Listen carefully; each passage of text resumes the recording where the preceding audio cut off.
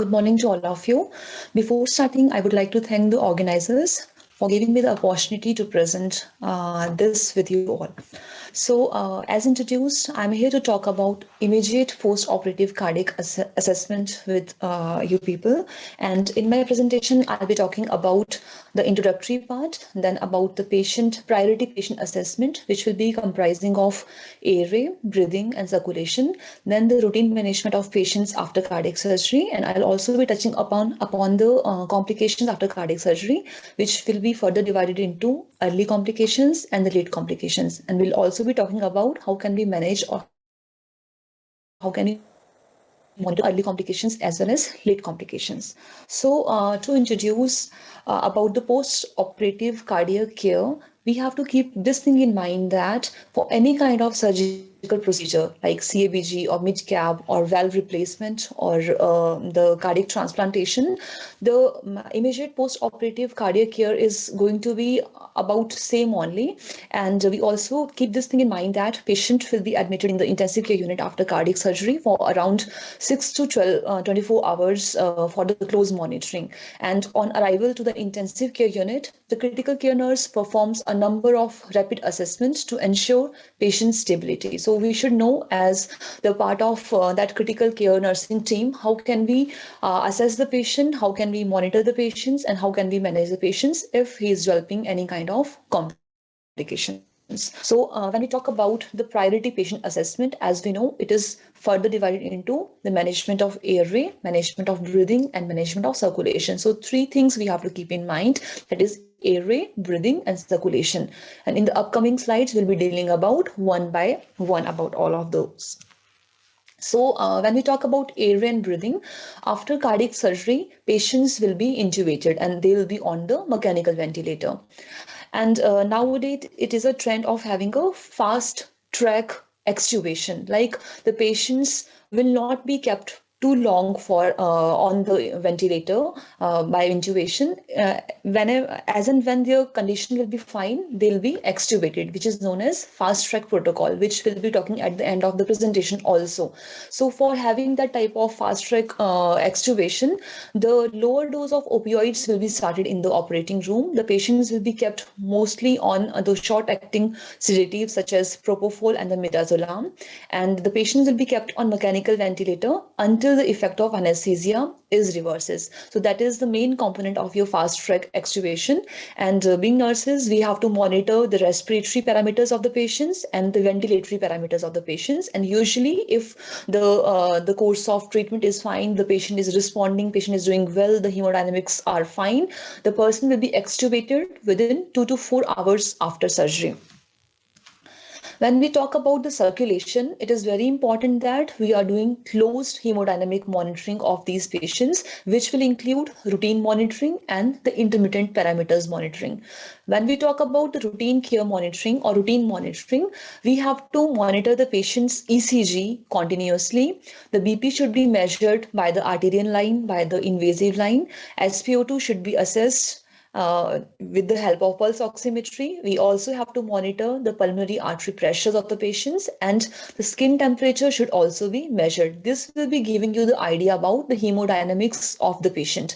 When we talk about the intermittent parameters, this will include the measurement of cardiac output, then calculation of derived hemodynamic parameters such as afterload, cardiac index, and the contractility indexes, and specialty pulmonary artery catheters such as continuous cardiac output pulmonary artery catheters may be used to evaluate minute-to-minute changes in the cardiac output. So for assessment of these parameters, we can use flow track monitoring, which is a minimally invasive monitor through which we can assess these parameters like cardiac output, stroke volume variation, and your SVR as well as cardiac indices, which will be telling that the patient's hemodynamics is normal or it is altered.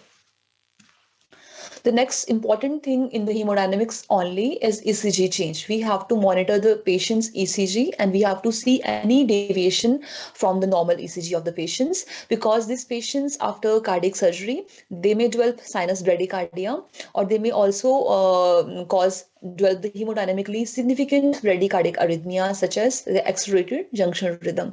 So we should know how a normal ECG looks like, and we should also see whether there is any derangements from the normal or not. And to identify that, the sinus bradycardia, this will be looked like this, where everything will be normal. The findings will be of like a normal sinus rhythm only, but the heart rate will be lesser than 60. That thing we have to keep in mind when we talk about the sinus bradycardia. The next type of rhythm which a person may have, arrhythmia, which a person may have, is accelerated junctional rhythm, that we can see in the next picture.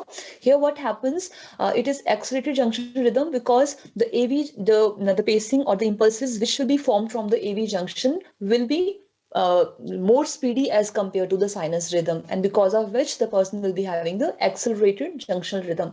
So being nurses, we should be able to identify this type of rhythm also from the monitor, so that the quick actions, quick monitoring can be done for the patients.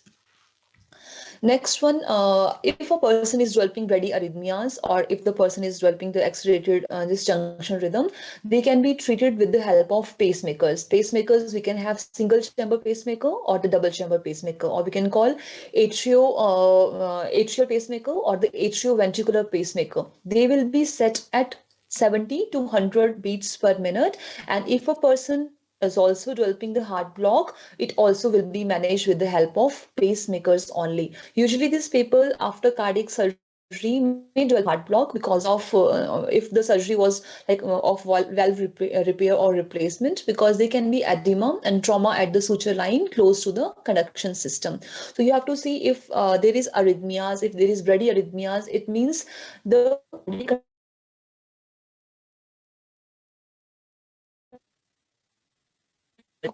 person will be put on the pacemaker. So we have to also know that during surgery only, once the surgeon closes the sternum or the heart, they attach the epicardial leads, and these leads will be like emerging out from the sternal wound, and those epicardial leads will be connected with the pacemaker, and those pacemaker will be the temporary kind of pacemaker where the heart rate will be set between 70 to 100 beats per minute. In case if person requires, that can be used. Just to show you the picture of a temporary pacemaker, you might have seen already them in the cardiac units.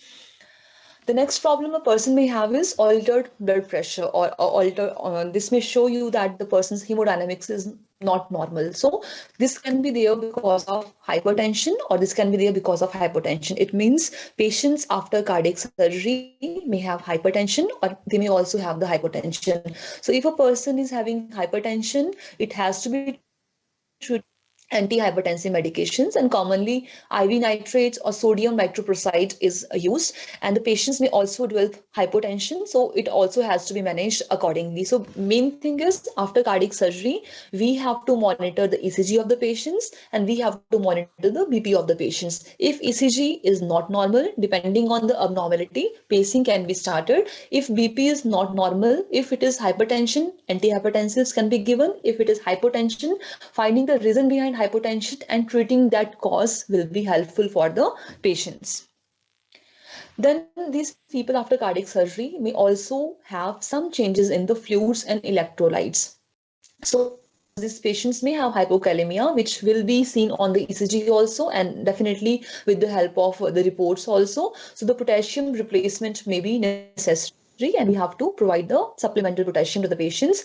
Also, we have to see the fluids level of the patients. If the patients are normovolemic, they can be put on the salt and free water restrictions. The patients may have hypovolemia because of the after effects of CPB. CPB is cardiopulmonary bypass. Usually when the cardiac surgeries are done, the person will be put on the, it again depends. The person may be like operated on pump or off pump. But if the cardiopulmonary bypass was used, there is high chances of having the person's hypovolemia, or it can also be because of use of diuretics at the end of CPB. So we have to closely monitor this thing also. And if a person has hypovolemia, so we have to treat the hypovolemia with the solutions, with the fluids such as crystalloids or the colloids, such as albumin can be used, hexostarch can be used, depending on the person is having those type of volume changes, we have to treat them. The patient may also have anemia or the HP. If the HB level is less than 8 grams per deciliter, the PRBC, that is packed RBCs, or the whole blood can be transfused. So the first thing we have to monitor the ECG of the patient. Second thing, we have to monitor the BP of the patient. Third thing, we have to monitor the fluids and electrolytes of the patient. Patient, if he has electrolytes levels are not normal, they are altered, depending on the problem, it has to be corrected. And if the person has normovolemia, it's okay. But if a person is having hypovolemia, which may occur because of the CPP machine, CPP pump, or because of the diuretics use, so we have to treat it with the help of crystalloids or with the help of colloids. And if the HB is not normal, we may have to give the blood to the patient. This was about the routine care. Also, we have to keep few assessments and care in mind. That is, after cardiac surgery, as it is a major operation, definitely patients will be having the pain. So being nurses, we have to assess pain. It should be a part of the monitoring of vital signs only. As frequently we monitor patient's ECG, BP, temperature, that frequently only the pain has to be assessed. Initially, the patient may not have pain because of the effect of anesthesia, but afterwards the patient may develop pain also. So it is important that we are assessing the pain of the patient and the pain is managed appropriately. We can use pharmacological as well as non-pharmacological methods for the pain, for relieving the pain of the patients. The patients will be put on the chest tube, right? The person will be put on the mediastinal tube also. The person will be put on the pleural tube also. And it is also our responsibility that we are closely monitoring these drainage tubes for the amount of blood or the drainage fluid, because if it is more, again there is a problem. If it is less or it stops completely, again there is a problem. Also, we have to routinely assess the coagulation profile of the patient. What is the APTT level? What is the PTINR level 5? Because these patients may have coagulopathies. This coagulopathies may be because of the use of heparin during the surgery, or maybe because of some other factors. So it is important that closely we are observing, we are monitoring the coagulation profile of the patients, and depending on which the correction has to be done. Then, because it is a major surgery, despite of antibiotics and all those things, patient may develop the wound infection. So it is important that we are starting with the prophylactic antibiotics to prevent the patients from the wound infection. And as we have discussed, if the patient is doing completely fine, hemodynamically he is stable, the bleeding is under control, they can be extubation. We can practice the extubation depending on the protocol, that is fast track protocol. And these people may be discharged after 3 to 5 days after surgery. But they are patients because of few complications, maybe early complications or late complications or arrhythmias or pulmonary complications. The patients may be kept for a longer duration in the hospitals only than the plan. So normally what happens, the patients will be kept in the ICUs for 6 to 24 hours. The patient will be kept intubated for 2 to 4 hours after surgery. And once the patient is hemodynamically stable and the bleeding is under control, the person will be shifted to the wards. The step down units will be kept there for 3 to 5 days, and with the close monitoring of drainage, the pain, the vital signs, the hemodynamics of the patient. And if the person is doing fine, there is no complication, we can discharge patients. But every person will not be having that routine regular course of stay in the hospitals. Many of them may be developing the complications also after cardiac surgery, because this is a major operation and the people may have complications.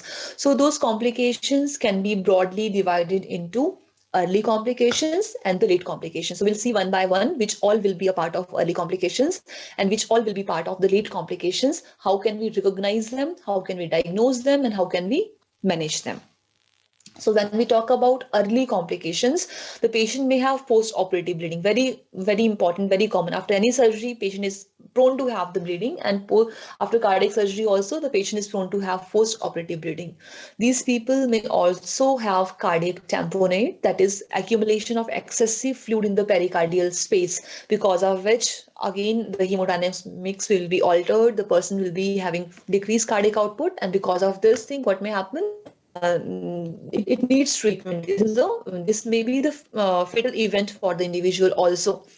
These individuals may also have myocardial depression. They can be perioperative myocardial ischemia. They can be arrhythmias. They can be pulmonary complications, GI complications, renal complications, or neuropsychological complications. So in the upcoming slides, one by one, I'll be talking about these complications. So starting from the first one, that is cardiovascular dysfunction or low cardiac output syndrome. So this low cardiac output syndrome is a clinical condition that is caused by a transient decrease in systemic perfusion secondary to myocardial dysfunction. Myocardial dysfunction होने की वजह से क्या हो सकता है, they can be decrease in the system cardiac output बनी नहीं रही है. Because of decrease in the cardiac output, the body, the organs are not getting enough oxygenation, enough blood, perfuse नहीं हो पा रहे हैं वो, which is known as your low cardiac output syndrome. So this may be related to reduction in the preload, increase in the afterload, or because of some arrhythmias, or because of cardiac tamponade, or maybe because of the myocardial depression, which will be discussed in the upcoming slides.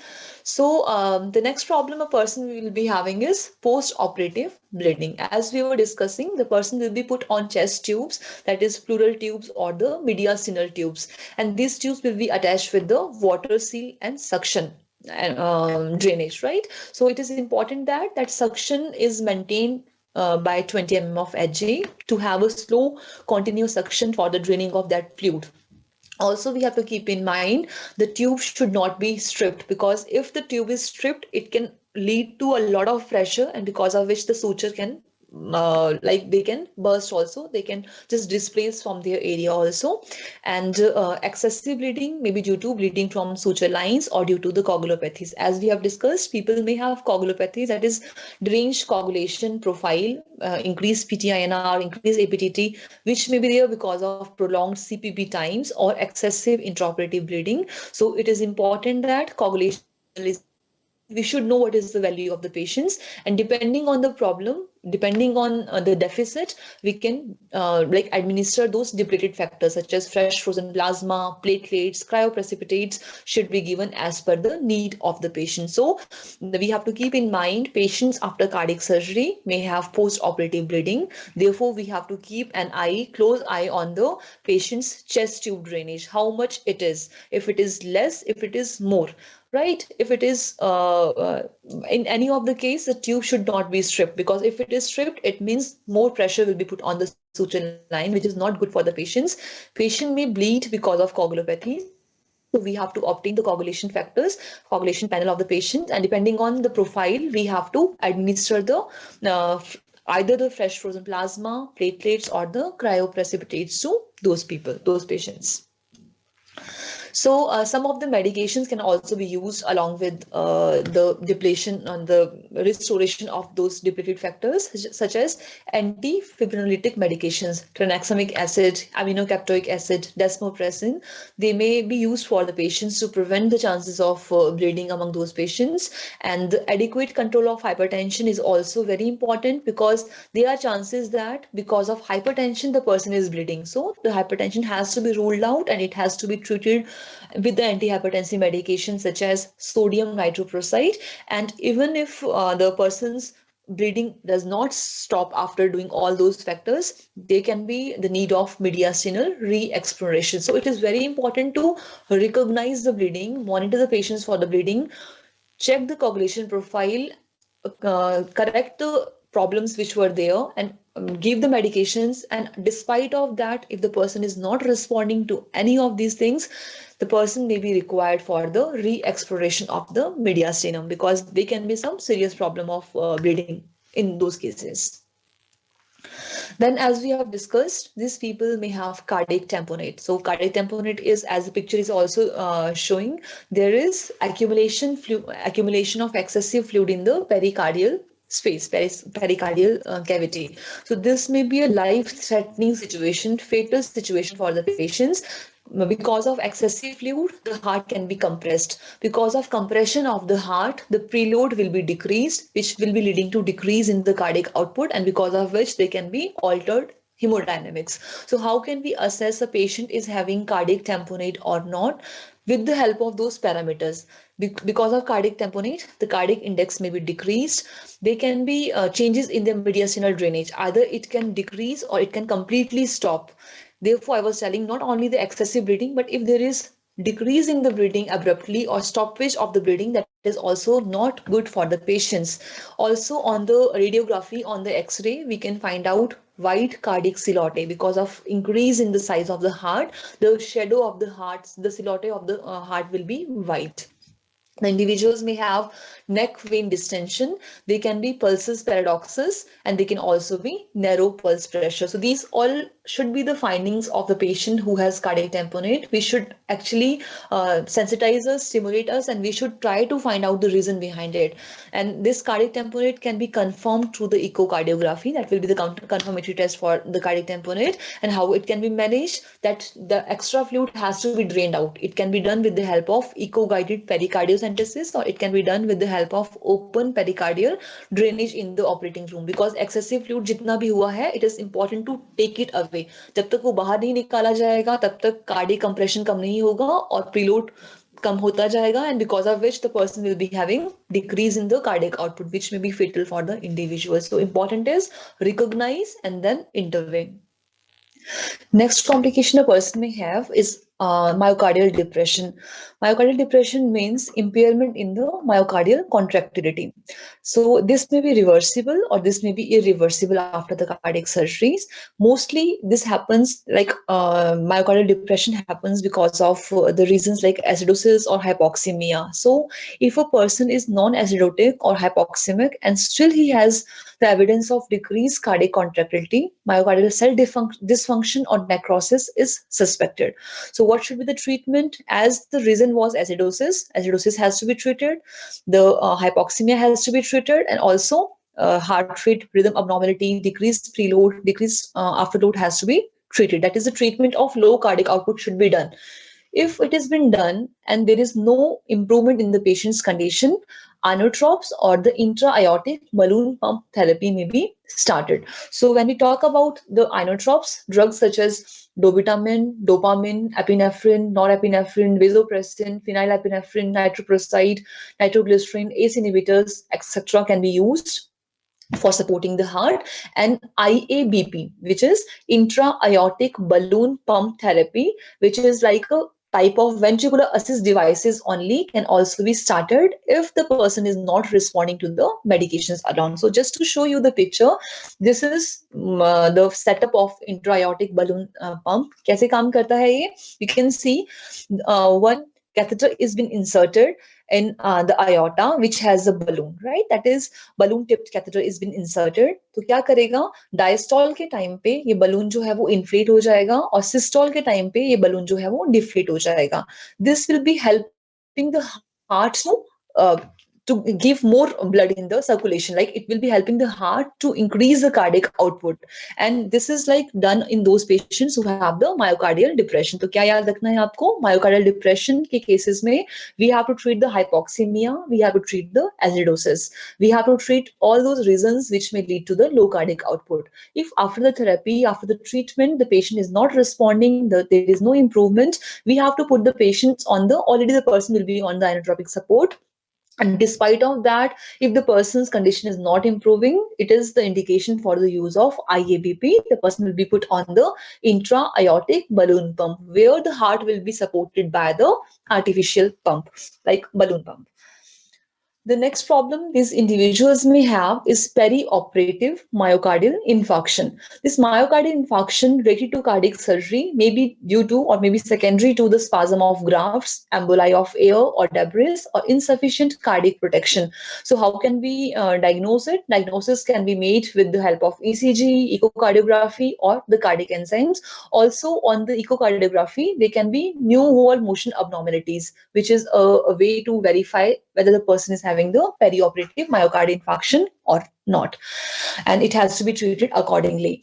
Then these individuals after cardiac surgeries, as we have discussed, they may have bradyarrhythmias, which will be resolved with the pacing. But these people may also have some other types of arrhythmias, such as the atrial arrhythmias or the ventricular arrhythmias. So if a person is having bradyarrhythmias or the heart blocks, normally the transvenous pacing will be started for these individuals. But if it is atrial arrhythmias or the ventricular arrhythmias, the management will vary, such as which type of atrial arrhythmias the person may have. These individuals may have atrial fibrillation or they may have the atrial flutter. I'll just show you the picture of how atrial fibrillation and flutter looks like.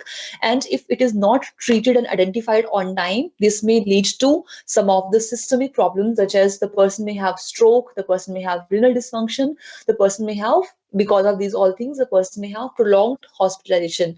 Now you must be wondering how a person who has atrial arrhythmias, stroke can be there, or renal dysfunction can be there. This is because those people who have atrial fibrillation, the atria will not be filling properly, and because of which they'll be like just queering. Because of queering of atria, there are high chances of embolus, this thrombus formation. This thrombus may travel from the heart to the other body parts to the systemic circulation, which is known as embolism, embolus. And if it blocks the arteries of the brain, this will cause the stroke. And if it blocks the arteries of the kidneys or renal arteries, this may cause the renal dysfunction. So this atrial arrhythmias or atrial fibrillation may cause such as those problems also, such as stroke and renal dysfunction, which will require prolonged hospitalization of those people. And these individuals may also have premature atrial contractions. So what should be the treatment?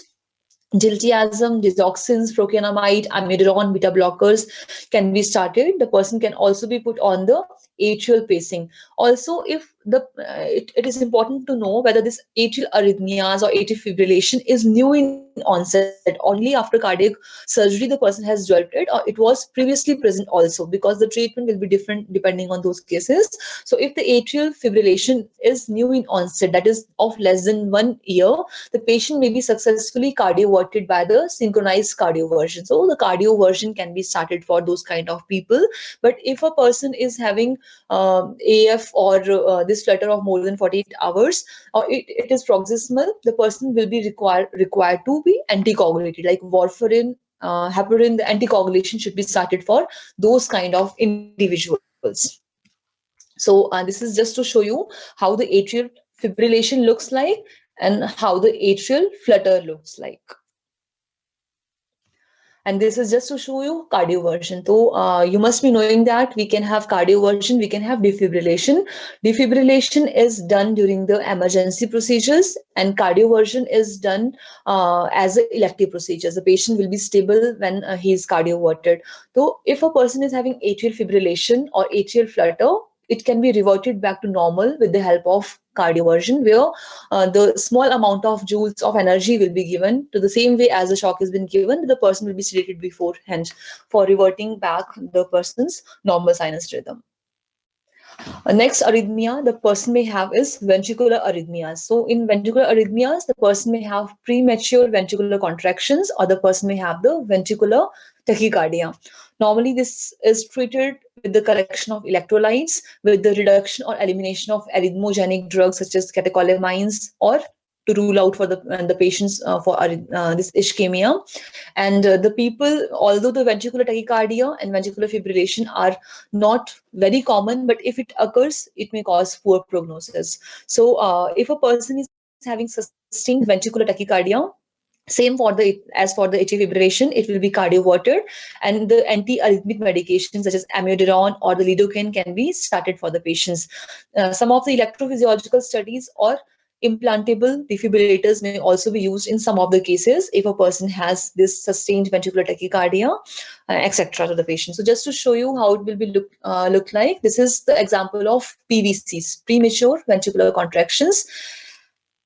And this is the example of VT, which is ventricular tachycardia. So before moving further, a person who has cardiac surgeries, they may have arrhythmias. Arrhythmia की जहाँ पे बात आएगी, normally the person may have bradyarrhythmias or they may have the heart blocks. So if a person is having bradyarrhythmias or if they have the heart blocks, what should be the management? The person will be put on the pacemaker. This pacemaker can be the dual chamber pacemaker or the single chamber pacemakers, either the atrioventricular pacemaker or the atrial pacemakers only. These people may also develop some of the more advanced or more severe type of arrhythmias, which is atrial arrhythmias or the ventricular arrhythmias. Atrial arrhythmias, people may have atrial fibrillation, people may have atrial flutter, or the people may have premature this atrial contractions or complexes.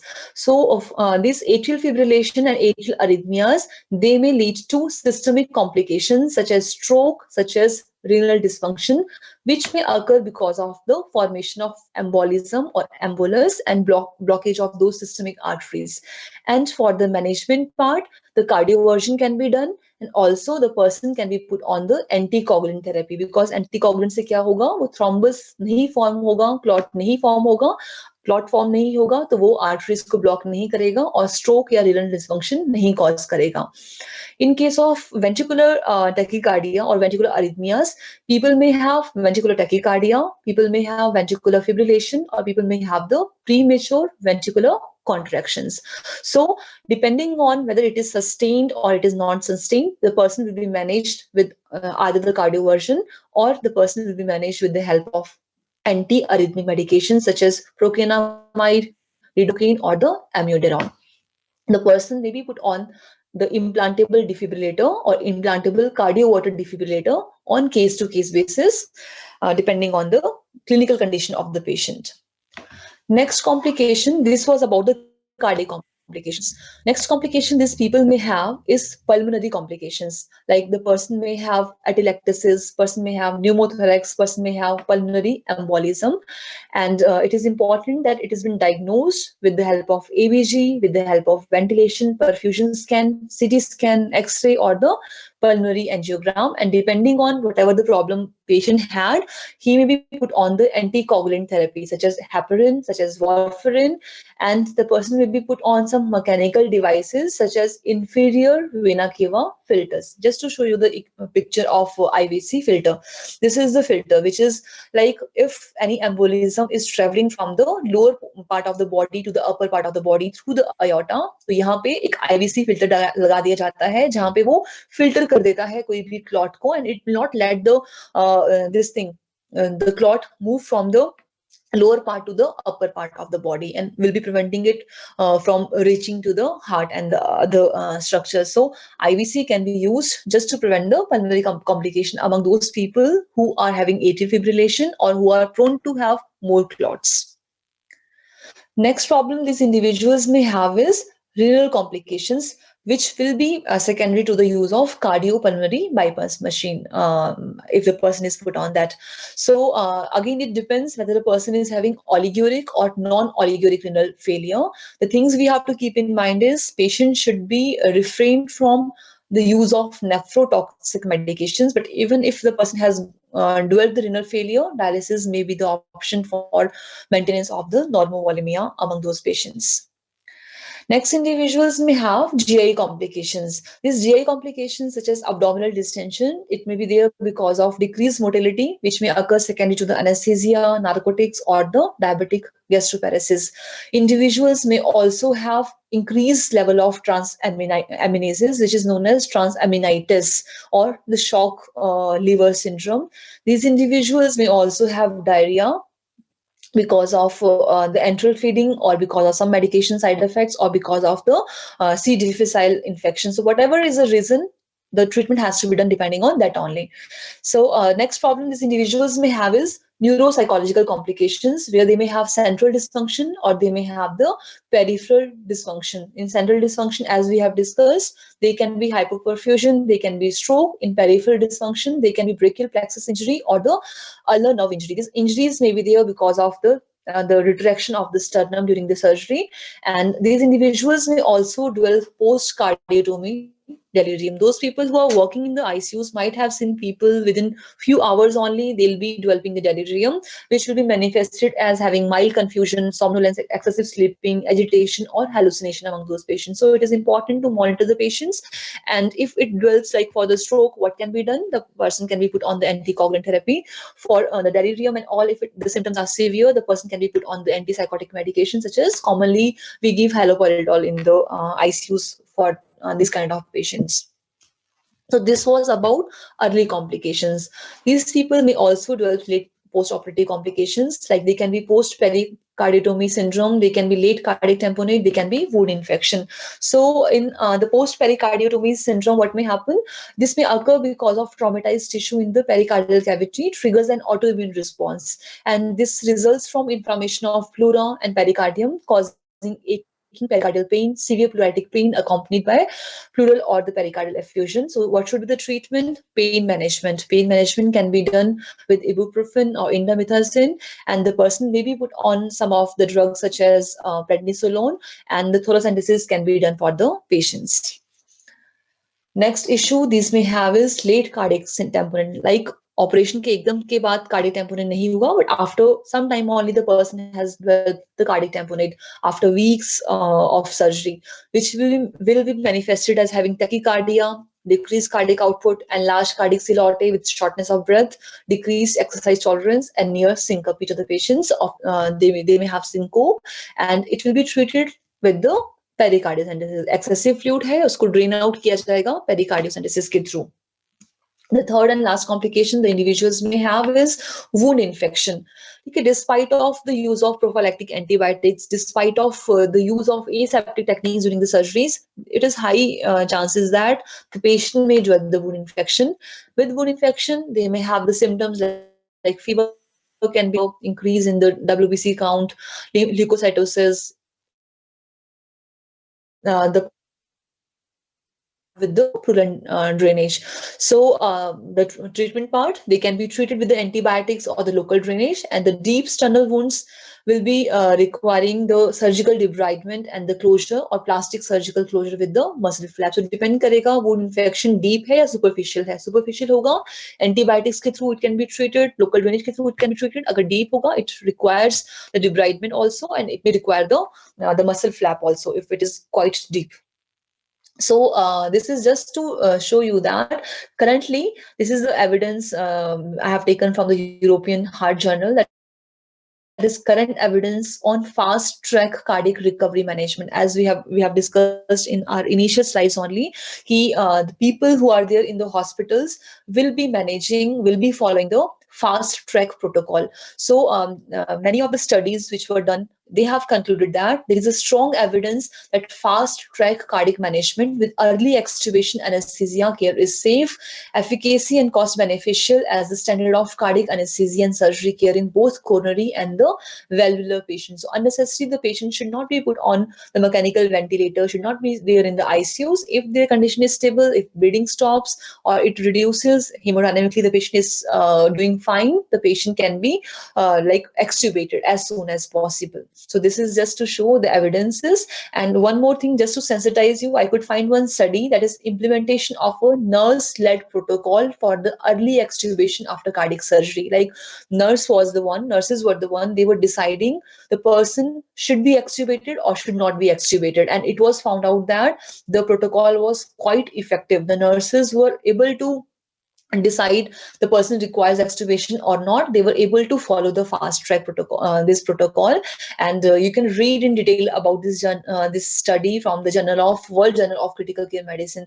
This was the protocol. I'm not going into detail about this protocol, but this was the protocol the nurses were following in that hospital, and they found out that this nurse-led protocol was efficient. It was effective for the patients after cardiac surgery.